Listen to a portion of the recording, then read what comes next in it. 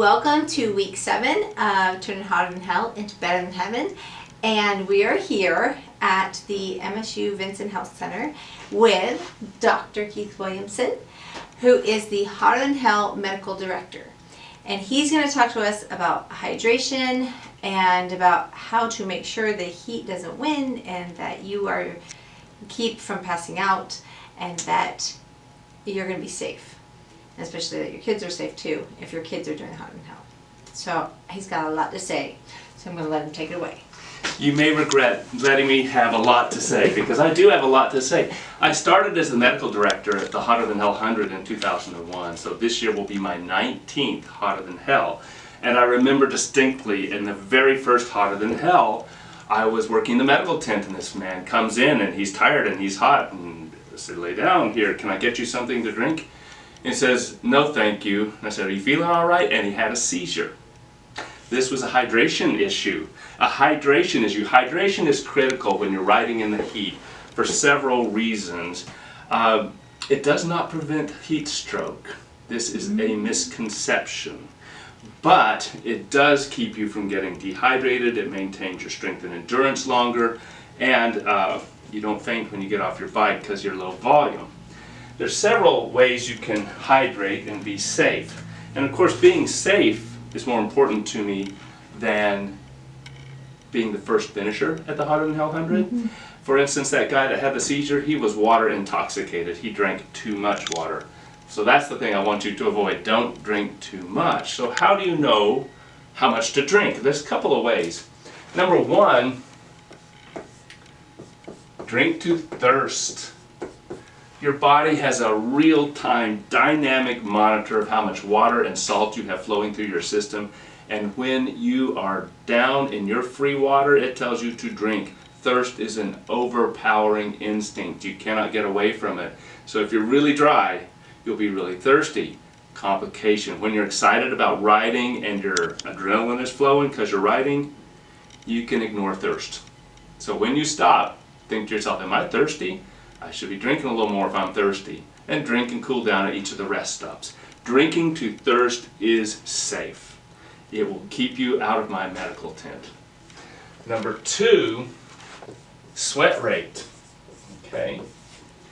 You should replace your sweat rate. Most riders, if they know their sweat rate, will replace 2/3 to 100%, somewhere in there, of the fluid they lose while they ride. They'll replace the remainder with meals after riding and when in recovery. So how do you determine your sweat rate? Easy peasy, okay? So, weigh yourself. This is your pre-weight. Ride. Say you ride for 1 hour. That just makes the math simple. So 1 hour. Weigh. This is your post. So subtract that. Say you started out at 170 pounds and you ended up at 160 pounds and the weight change is 10 pounds. Then, how much water did I drink? Now most water bottles, this one's about 20 ounces, but the smaller ones are 1 pint. Guess what? A pint's a pound. It's the old English saying, a pint's a pound the world around. So let's say I had 3 small bottles. I drank 3 small bottles while I was riding. So add that. You get a 13-pound difference. So your sweat rate is roughly 13 pounds per hour. So every hour you should be drinking that much water. That's a example that really is not physiologic because nobody sweats that much in an hour. Okay. Most people will hit about 1.5 liters, a couple of pounds an hour. I was about to say, yeah, because if that would be the most effective, awesomest weight loss next to giving birth. Honestly. Yes, it would. Very temporary. Goes away with chips, salsa, and water. Yeah. But you should aim, you should figure out how much do I lose in an hour.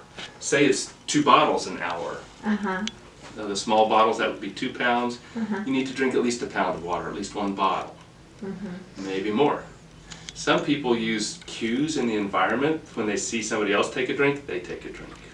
Okay. Or they drink on a schedule. And I'm a little bit concerned about that because that's the kind of thinking, the behavior that gets people into trouble with water intoxication. With too much water. Right. Okay. Sweat makes us supremely adapted for exercise in the heat. Now, if you get so dehydrated you stop sweating, that's important, but you're going to be heat exhausted long before then, and that's a safety valve that keeps you from getting into trouble. Okay. Okay. Okay. Now, I said there were 3 ways to know how much to hydrate, and this is the one that makes everybody roll their eyes at me, because elite athletes, such as are riding in the Tour today, the Tour de France, they don't do the calculations. They know from experience how fast to drink. And so, as with the answer for cramping, for being able to do distance, for being reused to the saddle, training is your answer. Just your volume of training.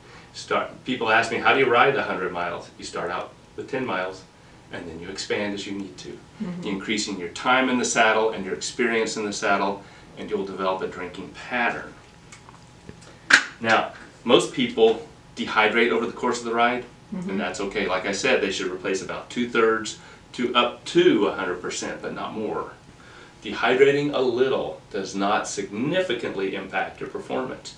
Everybody knows these Gatorade studies that say if you're 2% dehydrated, you're not going to be an elite athlete. Well, if you look at the winner's circle in many marathons and road races, they are all dehydrated at the finish line. Yeah. So it's not going to keep you out of the finish line, and it's certainly not going to impact your performance at the Hotter'n Hell 100. Okay. Okay, because we're moms, it's about completion. It's not about competition or being fast or anything like that. It's more of just like, hey, I did this. I can check this off my list now. I can say I've lived in Wichita Falls and I've done the Hotter'n Hell. Big community event. First, I'll reassure you, I have never in 20 years seen a single case of heat stroke at the Hotter'n Hell 100. Awesome. Do you remember how earlier I said heat exhaustion is a safety valve? Okay, there's 2 types of heat stroke. One is what the weatherman's warning you about, telling you to stay hydrated, and that's classic heat stroke. If you're an infant or toddler or an elderly person or incapacitated in some way such that you cannot completely fend for yourself, and you're trapped in a hot environment, think a toddler in a locked car, right? Okay. They sweat, they get hot, they don't have any way to replace fluids, they dehydrate until they stop sweating, they can no longer compensate, they gain heat. They hit a critical thermal maximum of about 106 degrees. And if you stay there long enough, your cells break down. The kind of heat stroke that they used to call sunstroke that hits military guys and laborers and athletes, that's exertion-associated heat stroke. These are people who are working their muscles so hard that that mechanical energy generates enough heat that they cook off inside their muscles first. They start that cytokine cascade, that kind of toxin spread within the overheated muscles, and it secondarily generalizes. Interestingly, heat exhaustion does not precede exercise-associated heat stroke. These are the people that are going so hard that they just drop like they've been shot.